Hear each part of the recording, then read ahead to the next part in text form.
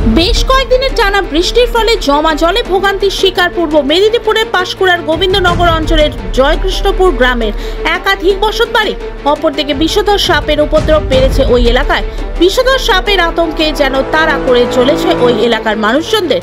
তার মধ্যে স্কুল থেকে ফিরতেই বাড়ির মধ্যে চতুর্থ শ্রেণীর এক ছাত্রকে বিষধর সাপে কামড় দিলে তার মৃত্যু হয়। এমনকি গত এক মাস আগে ওই মৃত ছাত্রটির ঠাকুমাকেও একবার সাপে কামড় দেয়, যদিও বরাত জোর তিনি প্রাণে বেঁচে গিয়েছিলেন। কিন্তু এবার ওই একই পরিবারের 13 বছরের নাবালক শুভেন্দু রানাকে সাপ কামড়ালে শেষ রক্ষা হয়নি তার। এক প্রকার সাপের সাথেই বসবাস মানুষের, তার ফলে সাপের কামড়ে প্রাণহানির মতো ঘটনা ঘটেছে। তবে ওই এলাকার সাধারণ মানুষের ক্ষোভ, তারা বারবার পঞ্চায়েত সদস্য থেকে শুরু করে প্রশাসনিক বিভিন্ন উপর মহলের জানিয়েও কোনো সুরাহা পায়নি। সেই জল যন্ত্রণার পাশাপাশি বিষধর সাপের সাথেই তাদের দিন কাটাতে হচ্ছে। জল নিকাশি না থাকায় এমন দুর্ভোগের শিকার তারা। জল নিকাশি ঠিকমতো থাকলে হয়তো অকালে ছেলেটির জীবন যেত না বলে মনে করছেন স্থানীয়রা। এমন মর্মান্তিক দুর্ঘটনার ফলে শোকের ছায়া নেমে আসে গোটা এলাকায়। এমনকি ক্ষুব্ধ এলাকাবাসীরা এমন ঘটনার ফলে তারা ক্ষোভ ফেটে পড়েন। তাদের দাবি, জল নিকাশি ব্যবস্থা না থাকার ফলে দীর্ঘ মাস ধরেই বাড়ির উঠোনে কিংবা রাস্তায় হাঁটু সমান জল দাঁড়িয়ে থাকে, আর তার ফলে বিষধর সাপের উপদ্রব নিত্যদিন বেড়ে চলেছে। তাদের দাবি, দ্রুত তাদের জল নিকাশি ড্রেনের ব্যবস্থা করতে হবে, তবেই হয়তো তারা জল যন্ত্রণা এবং সাপের উপদ্রব থেকে রেহাই পাবে। 3-4 বছর থেকে জলের রাস্তা ডুবে আছে, প্রত্যেক বছর রাস্তায় জল উঠে। আজকে বাচ্চা স্কুল থেকে এসছিল, স্কুলে ভালো গেছিলো বাচ্চা, স্কুল থেকে এসে ঘরে ঘুমাচ্ছিল, তার বাবা মা খেতে বসছিল, আর বাচ্চাকে বলছিল একটা জলের বোতল চাইছিল। সে জলের বোতল আনতে খাট থেকে নামেও নিছে, পা ফেলছিল, সাপ এসে তাকে কেটে দিয়েছে। এইরকম এটা নিয়ে এখানে এই গ্রামে 3টা হলো, কেউ বাঁচা যাচ্ছে, কেউ মারা যাচ্ছে। জল নিকাশি কারণে। জল নিকাশি কেন হচ্ছে না? জল দীর্ঘদিন জল আছে, বাচ্চারা খেলতে দুলতে চলতে ফেলতে অসুবিধা হচ্ছে, বাচ্চারা ঘর থেকে বাইরে বেরাতে পারছে না। আর কি ঘটনা ঘটবে? আমাদের বাচ্চা স্কুল থেকে আসে, এই জলে বই ব্যাগ নিয়ে আছাড় কাছাড় খেয়ে ঘরেতে আসে। আর তারপরে আমাদের পহলা আষাঢ় থেকে যে এরকম যে বান বন্যা, আমরা এখানে থাকতেই পারিনি।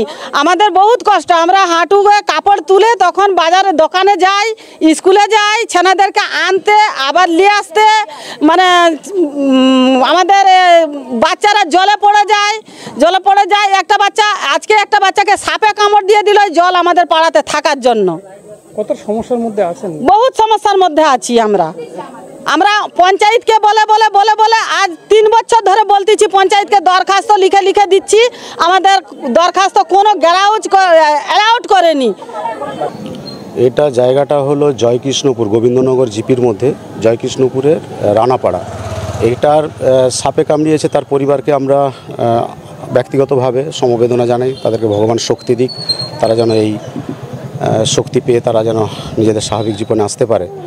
সবচেয়ে দুর্ভাগ্যজনক জায়গা যেটা, এটা এখানে আরও 4-5 জনকে সাপে কামড়িয়েছে। আমি নিজের থেকে একজনকে, আমাদের পাশের একজন বৌদিমণি হয়, তাকে নিয়ে গিয়ে পিতপুরে আমরা সারিয়ে আনি। তাকে এরকম বিষাক্ত মানে মৃত্যু থেকে বেঁচে আসে।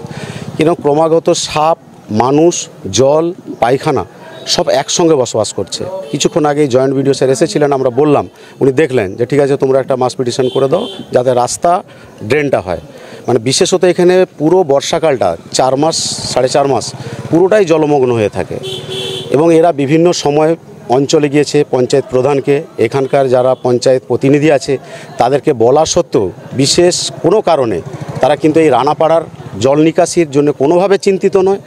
এবং একটা সুন্দর রাস্তা দরকার, সে রাস্তাটাও নেই।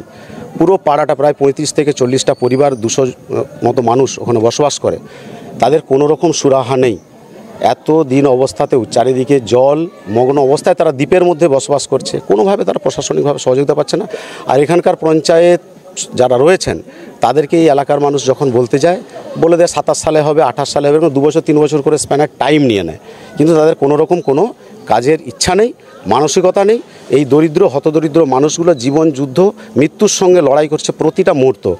খাটের পাশে সাপ, রান্না করছে সাপ, বাচ্চারা খেলতে যাচ্ছে সাপ, রাস্তাতে জলে সাপ ভেসে আসছে, এই সাপের সঙ্গে জীবন যুদ্ধ চলছে। আজকে আমরা লজ্জা পাচ্ছি, এরকম একটা জায়গায় আমিও বসবাস করি, খুব লজ্জিত আমরা যে আজকের এইরকম আধুনিক যুগে এইরকম মানুষগুলো মৃত্যুর সঙ্গে লড়াই করছে সাপের সঙ্গে।